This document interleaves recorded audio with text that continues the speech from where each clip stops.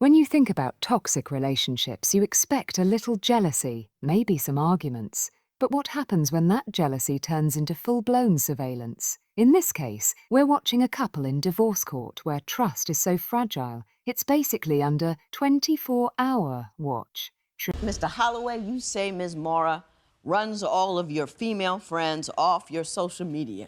Yes. Okay, tell me about that. Okay, I use my social media for business. What's your business? I have a studio, I have a recording studio, and I have a private barbershop.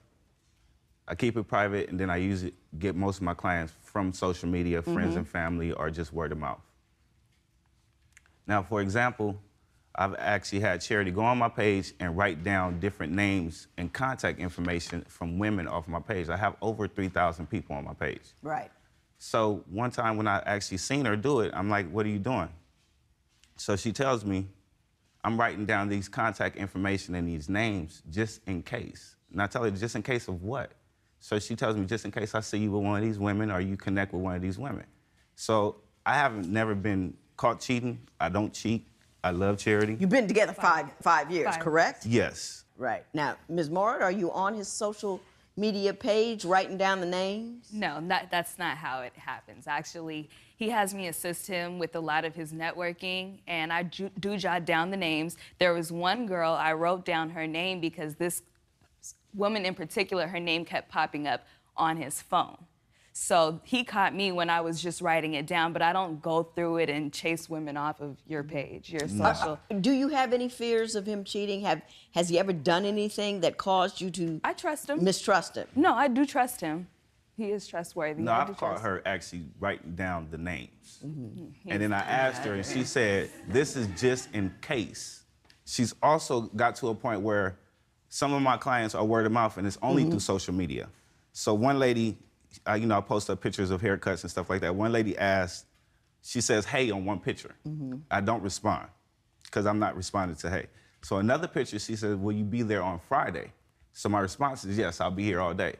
So she gets on the page and says, I'll be there all day with him, and there's gonna be a problem when I see you there. But not knowing that this is a woman that's bringing her child to come get a haircut. There's a reason. Ms. Mara, did you do that? Yes, I did. Now, why did you do it? Your Honor, I did that because there have been incidents where, he has a lot of children, who are clients, and their moms come, and some mothers behave a certain. This right here is more than insecurity.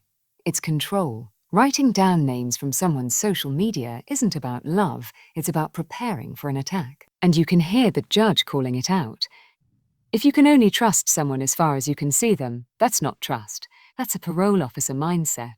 Yes, We'll find out together. Come on, Mr. Holloway, tell us all about Yeah, it. so for example, somebody else actually just started liking my pictures.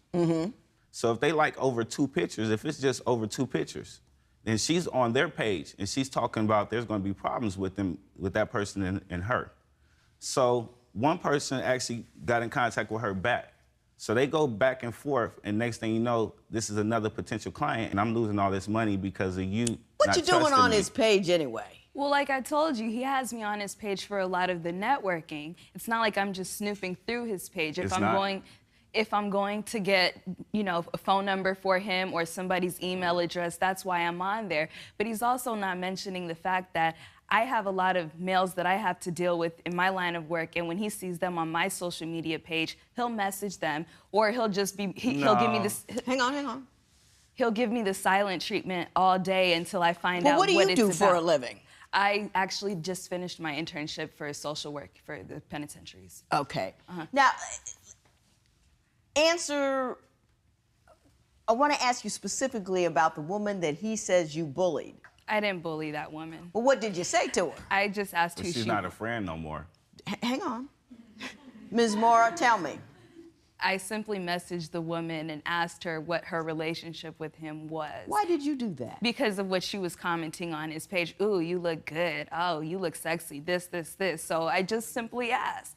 So then from that message, it went back and forth, and then I just blocked Ms. Mora, her. you need to grow up. I know you're a whole lot younger than he is. You're 23 and you're 37. Yes. And you kind of brought a little bit of this on yourself by getting a little, not a little girl, but someone close to it. Yes. But Ms. Mora, you need to grow up. You either trust him or you don't trust him. People are going to hit on him. People are going to do whatever. And if you spend your time engaging everyone who might actually try to hit on him, you're going to spend a lot of time fighting with the public. And fighting with the public he's trying to get money from and causing dissension with him. You're pushing him away by engaging people for fear that they might someday try to talk to him. And if your game is right, he's gonna like coming home. You don't have to worry what other people bring to the table. So just don't live in fear. You know, fear will kill you.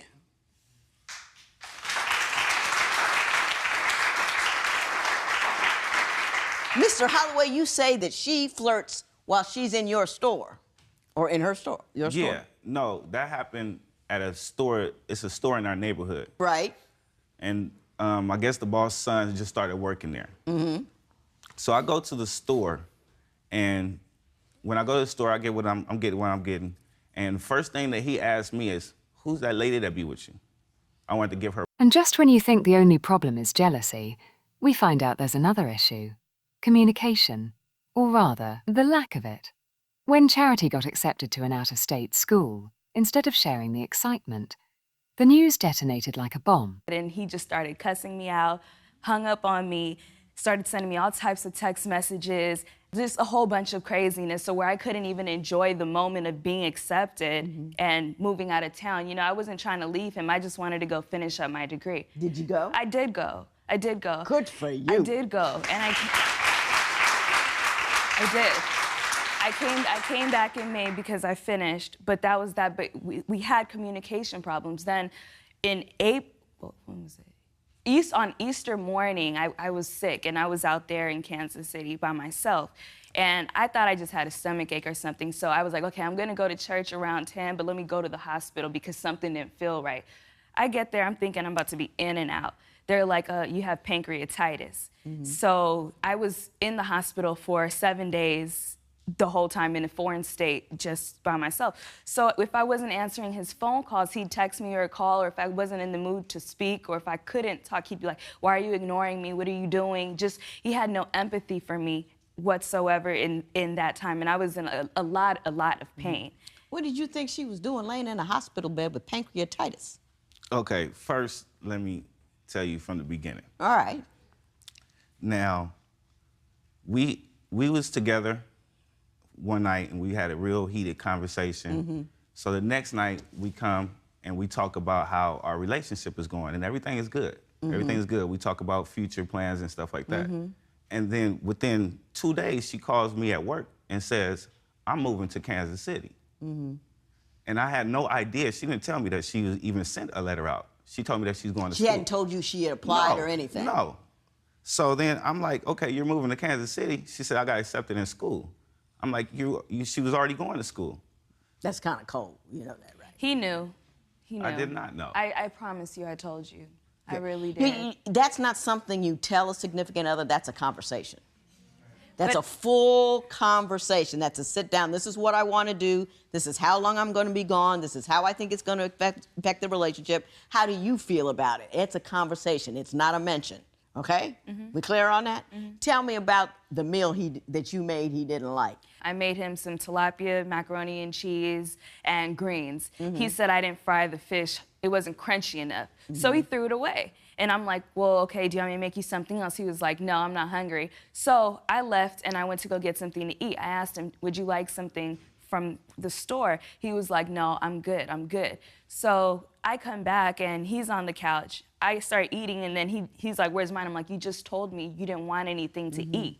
Mr. Holloway, was there a major argument behind that, or was it? Yes. How angry? Why was it a major argument? I was working 12 hours, and I came home she usually cooks it in a certain way, and it wasn't that way.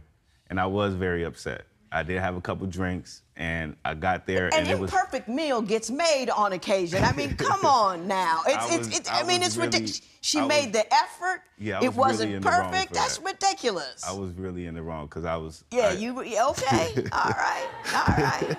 You ought to be glad you're not my husband. I don't care how bad the meal is. I tell him to choke it down and keep it moving.